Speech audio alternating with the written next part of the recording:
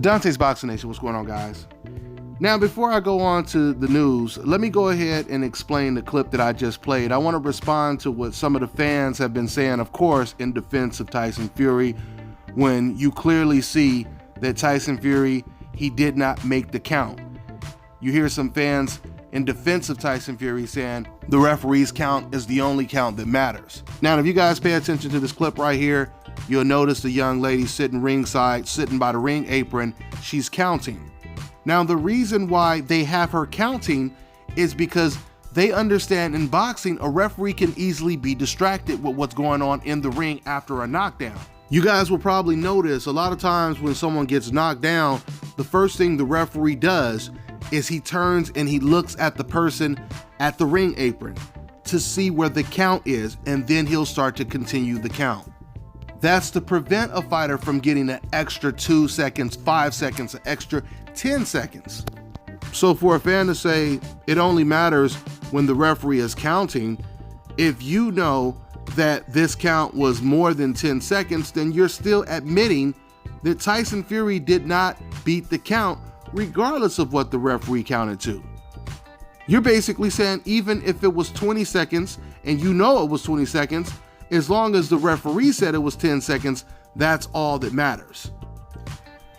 Even if you know that the referee was wrong with his count, you're saying it's okay because that's what he counted to.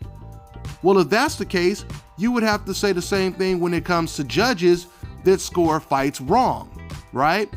If a fight got robbed, see, you guys can't have it both ways.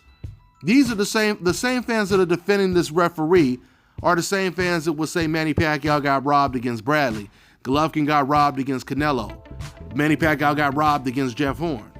Remember, if you guys are saying the referee's decision is the only thing that matters, you would have to say the same thing with those judges that scored those fights.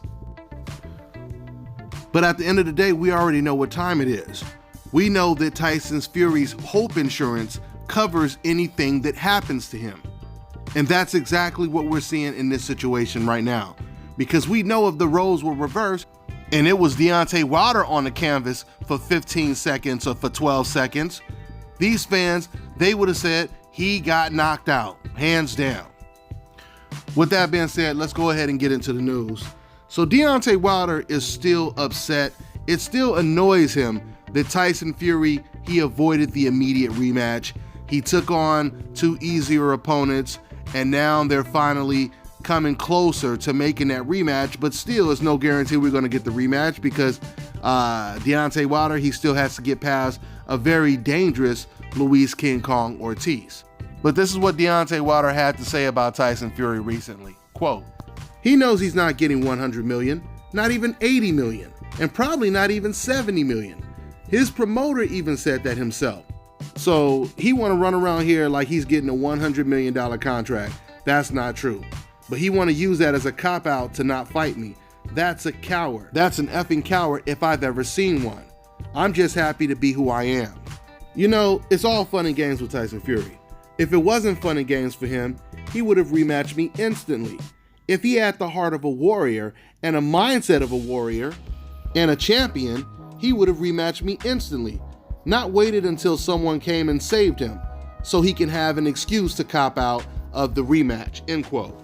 The first thing I want to say is, wouldn't you think if Tyson Fury is telling everyone he believes he won the fight, wouldn't you think it would be Tyson Fury that would be pushing for the rematch and it would be Deontay Wilder that would be making the excuses? That's usually how it works, right? The guy that doesn't have confidence that he could win the rematch or doesn't believe he won the first fight usually is not in a hurry to take the rematch. We've seen this in the history of the sport. So there's no doubt about it, Deontay Wilder definitely showed more confidence immediately after the first fight with Tyson Fury, wanting an immediate rematch. This is still going to be a very tough fight. This is still going to be the toughest fight for Deontay Wilder, assuming he gets past Ortiz.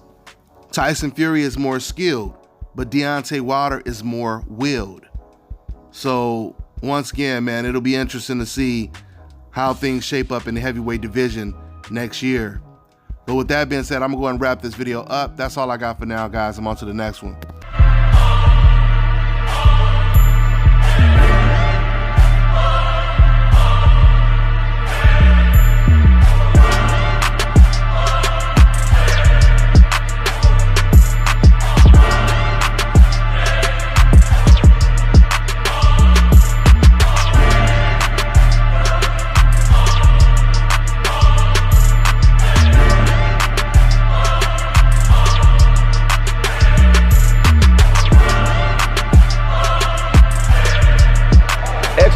rotation of the shoulder, and back in.